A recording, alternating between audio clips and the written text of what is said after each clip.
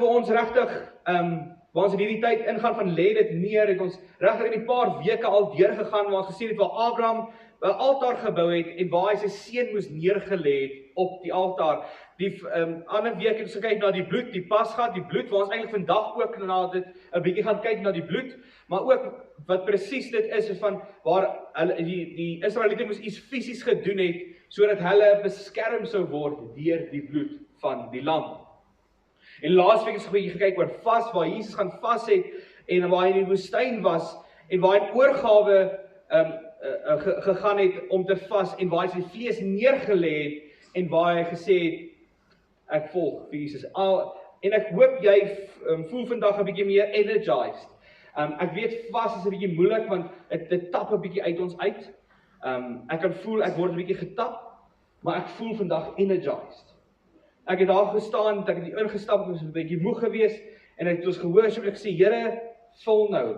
Kom, ons lewe nie van brood alleen nie, maar van elke woord wat deur die mond van die Here uitkom. So, ek moedig jou aan om jou Bybel te lees ook in hierdie tyd, en regtig die vas te doen wat God op jou hart lê.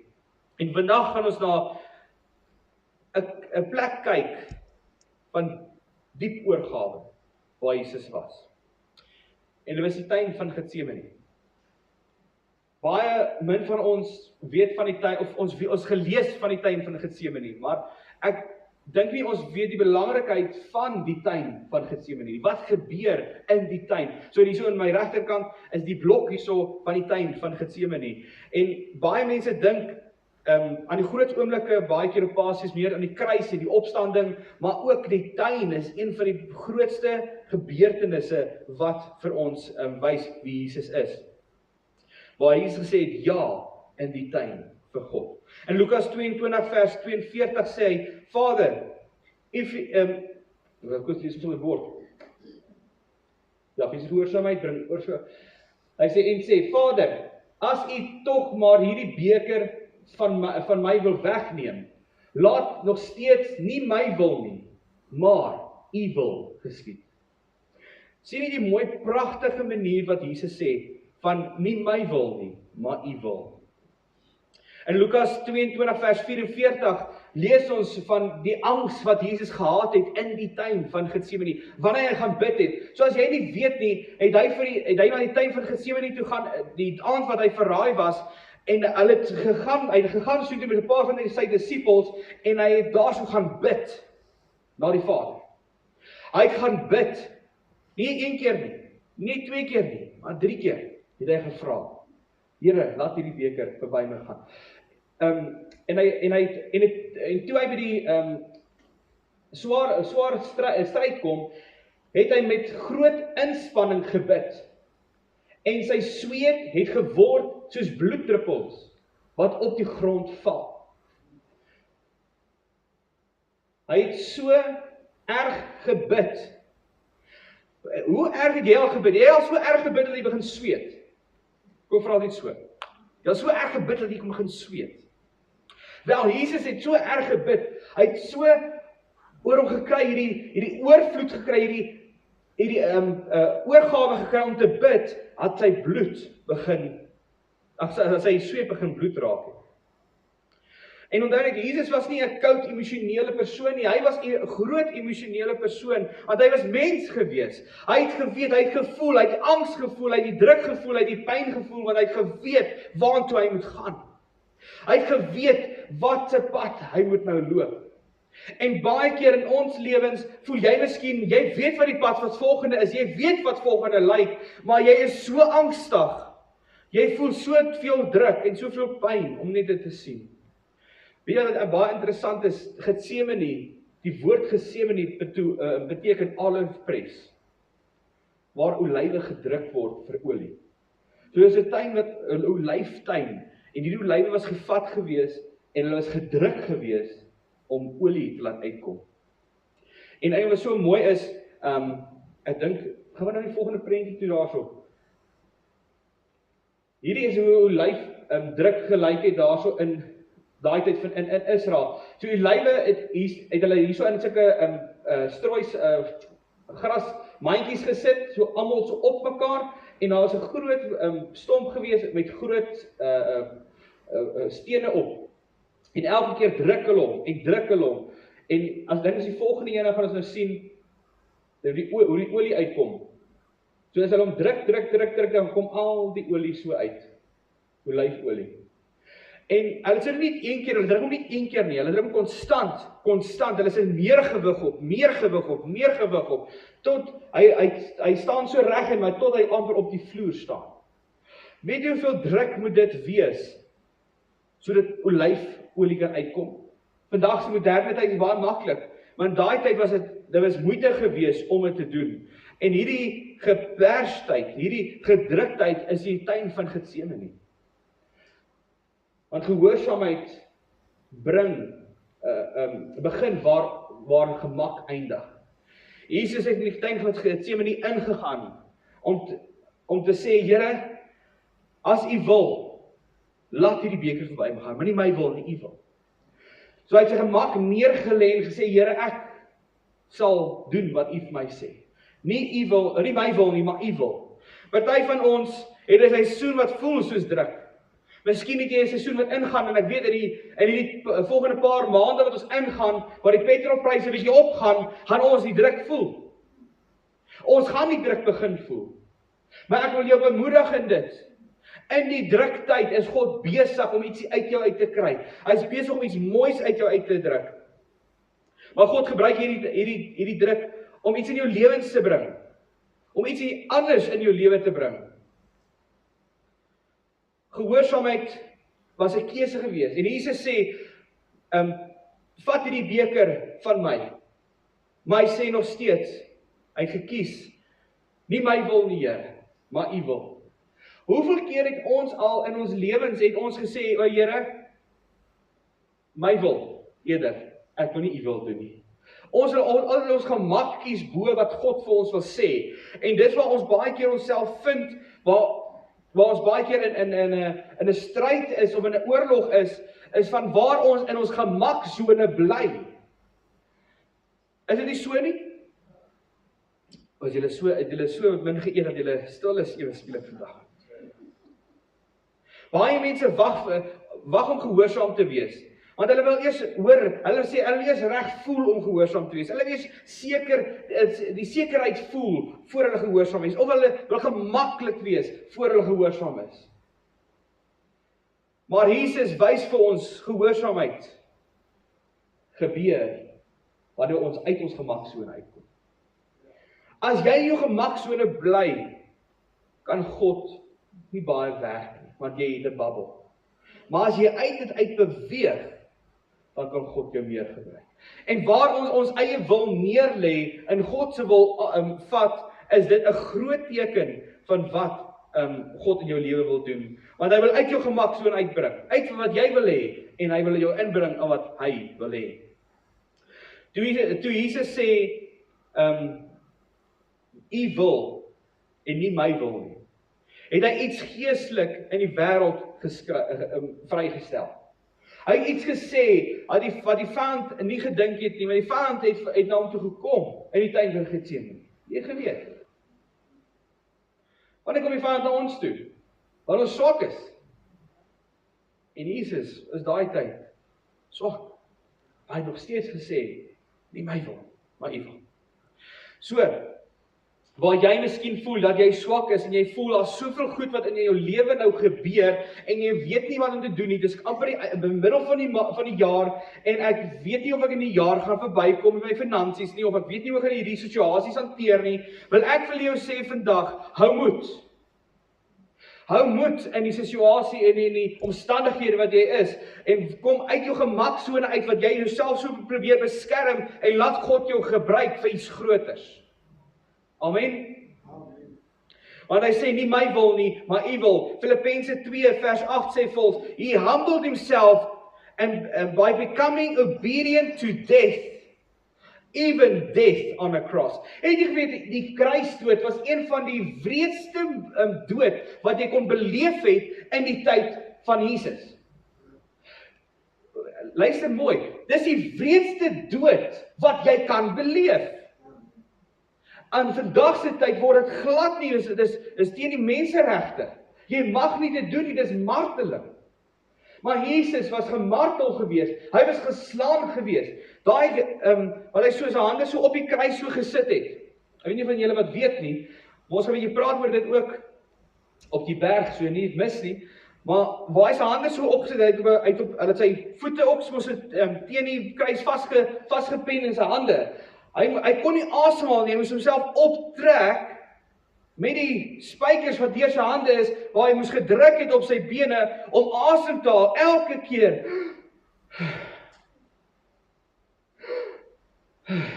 Heeltyd so op en af. Elke asem wat hy gehad het, was miskien sy laaste gewees. Dit was so erg gewees, dat mense net gebid het, of net gevra het, maak my net dood. Maar Jesus het nog steeds gekies, hy het geweet waantoe hy op pad heen is. Hy het nog steeds geweet, hy het gesê, Here, nie my wil nie, maar u wil. Maar die kruis is nie die ergste wat met hom gebeur het nie, my vriende. Dit was nie die ergste gewees nie. Dit was al die sonde wat op hom neergelê is. Die wraak van die Here het op Jesus gekom. En hy het geweet in die tuin. Hy het geweet in die tuin van Getsemane, gaan hy daar moet staan, en hy gaan weet, dat al die sonde van die wêreld gaan op hom kom. Hy is 'n man wat geen sonde gehad het nie, en nog steeds was hy gehoorsaam gewees, tot die dood toe, op die kruis.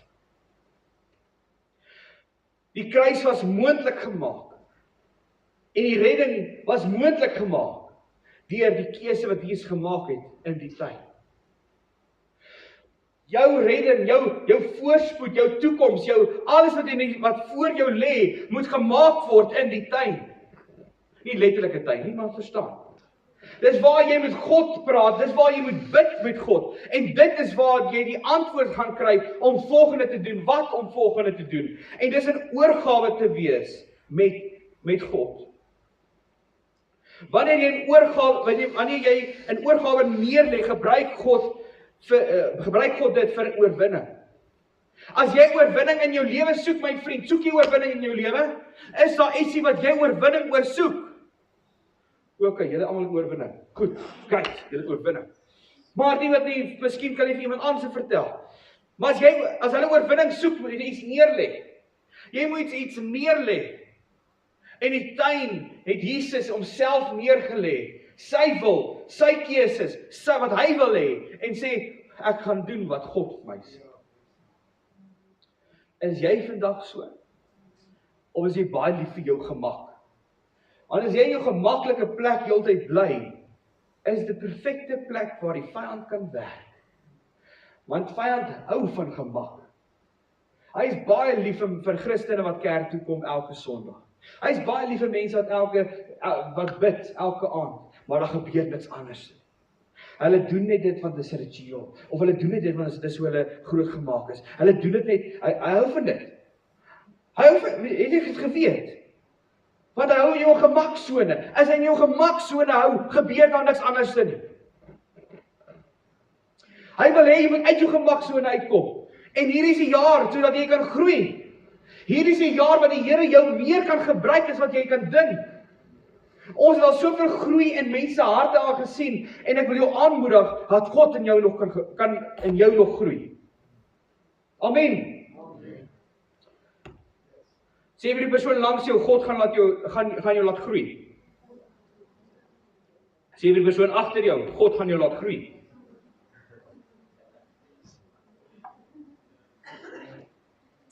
God gaan jou laat groei, my vriend.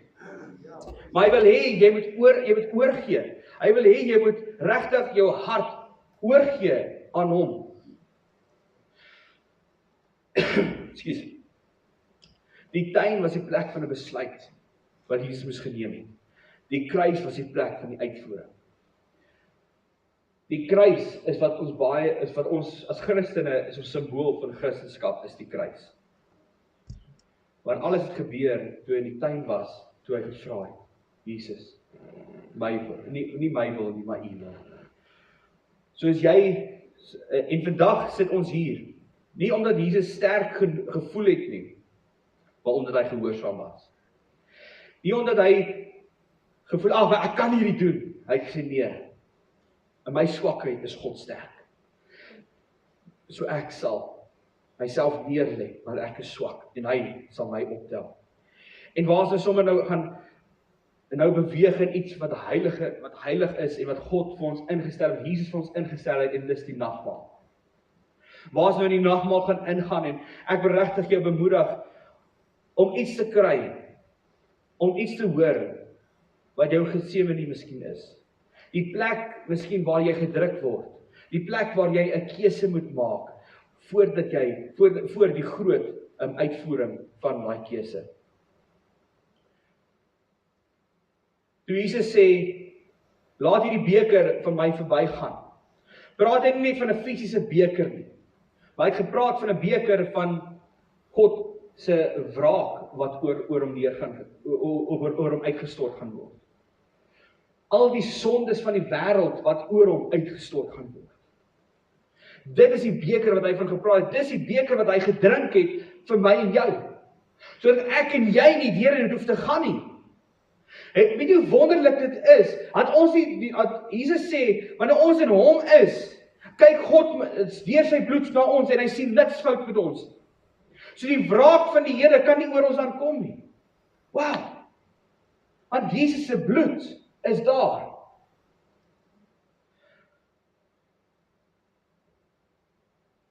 Lukas 22 vers 19 tot 20, waar Jesus sê, praat sy disippels en vir hulle verduidelik van die nagmaal.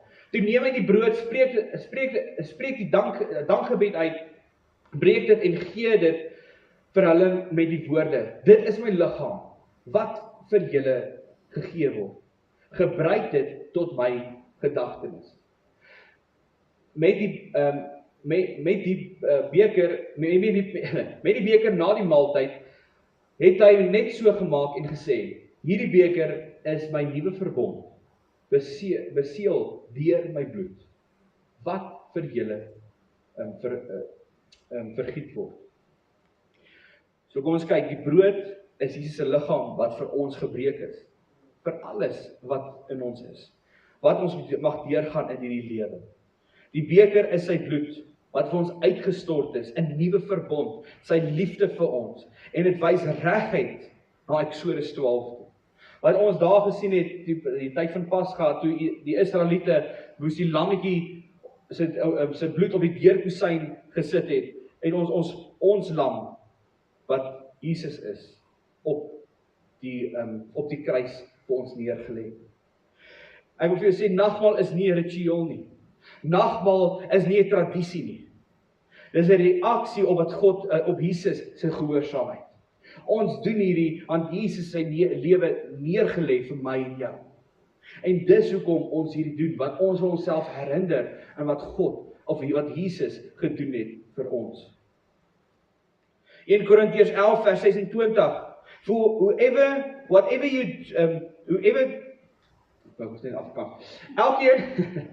elke keer as julle van hierdie brood eet en uit hierdie beker drink, verkondig julle die dood van die Here totdat hy kom. As jy die beker drink en die brood eet, verkondig jy dat Jesus dood gegaan het vir my en jou, en jy verkondig dat hy weer gaan kom. So ek wil net jy die oë toemaak in hierdie tyd gegaan. Elkeen maak hulle oë toe. Maak jou hart rustig, maak gedagtes net rustig.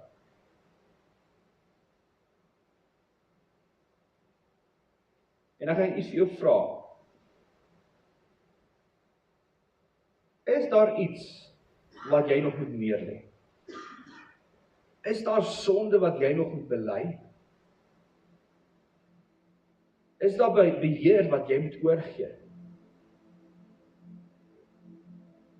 Is daar iets in jou lewe wat jy nog jou wil hê en nie God se wil? Waar ons hierdie nagmaal gaan ingaan, wil ek jou graag uitnooi, die awesome uitleg van die heilige week wat ons nou instaan. En waar sou jy gaan, ek wil jou met die nagmaal gevat, en na die plek toe gaan, as die tuin is, as die nagmaaltafel is, as die kruis is, as die plek is waar Jesus geslaan was. Vat jou nagmaal en gaan praat met God. Gaan praat met hom. Jesus het sy lewe neergelê, maar ook sy eie wil neergelê. Waar sê jy nog in jou hart, maar ek soek my wil, my plan, ek wil beheer hê? God nooi jou vandag om te sê, nie my wil nie, maar u wil.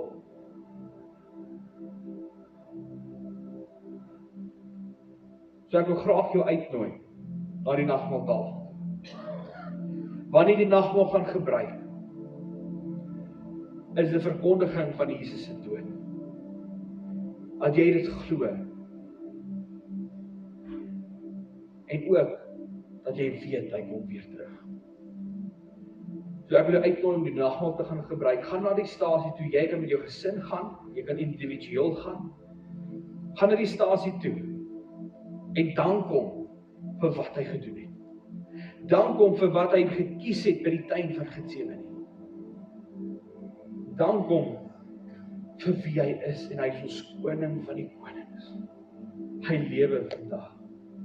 So jy is welkom om die nagmaaltafel toe te kom, om 'n brood te breek, en 'n sap te vat, en na die plek toe te gaan, en met hom gaan praat. Jy is welkom om te kom.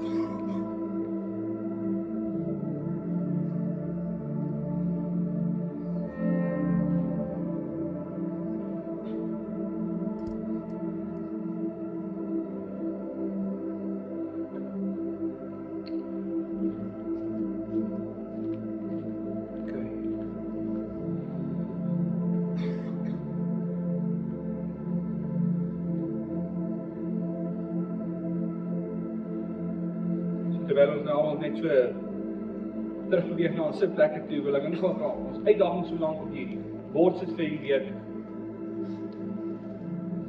So uitdaging vir die week, bid, Here, nie my wil nie, maar U wil. Waar as jy die tyd van die heilige week ingaan, wil ek jou regtig bemoedig om dit te bid en sê, Here, nie my wil nie, maar U wil. En waar jy jou wil neerlê, vat God se wil. En hoe gaan jy weet wat God se wil is? Hoe gaan jy weet wat God se wil is vir jou lewe? Die woord. So dit is ook nie meer lees. So ons lees Lukas 19 tot 24 en Johannes 12 tot 20. En gaan lees die kruisiging van Jesus. En dan doen een van die belangrikste goed. Doen wat God vir jou wys, selfs as dit moeilik is. Is dit moeilik baie keer om God te volg? Ja. Dit is nie altyd wat ons wil hê. Maar Jesus het vir ons gewys by die tuin. Nie my wil nie, Here, maar U wil. Die evangelie het nie begin met 'n kragtige ding nie, maar het begin met oorgawe. Het begin waar Jesus God se wil gesoek het, God gesoek het. En vandag staan jy in jou eie tuin, met 'n eie keuse. Maar nou jou keuse is dit jou wil, of is God se wil? Die keuse is joune, niemand anders se nie. Nie is God se nie. Maar jy moet die keuse maak. My wil, of God se wil? Kom ons bid saam. Here, waar ons hier so as gemeente is, sê ons vir U dankie, vir U teenwoordigheid. Dankie dat ons hier net kan sit en onsself herinner wat U gedoen het in hierdie heilige week. Jesus, ek bid vir elke persoon wat hier 'n druk tydperk gaan. Wat hulle in hulle eie tuin van Getsemane nou is. Waar hulle 'n keuse moet maak. Maar Here, laat hulle 'n keuse maak van U wil en nie my wil nie. En die manier hoe hulle gaan dit uitfigure wat is U wil, is om die woord te lees. Om te weet wat die woord vir ons sê. Here, ek bid dat elke persoon fisies gehoorsaam sal wees aan wat God vir hulle wil sê en wat in God in hulle lewens gaan doen. En as hulle sien die groot deurbraak wat hulle in die gees gaan kry. Here, ek bid dat U vir ons almal veilig sal hou, help die wat ons nog moet vas. Here, ek bid dat U vir ons regtig sal, ek wil sê aanpoor, ons bemoedig in wat ons doen. En Here, vandag is maar net so nog 'n teken. Want daar is 'n groot beweging in die gees. Vir wanneer ons saam vas en wanneer ons besig is om goed neer te lê. Ek bid vir krag vir elkeen. Ek bid dat hulle die vrede sal ervaar van die Here in hierdie tyd. En hulle ook sal al met ander mense deel van hierdie goeie nuus wat ons dra. En dis die evangelie van Jesus Christus. Amen. Amen.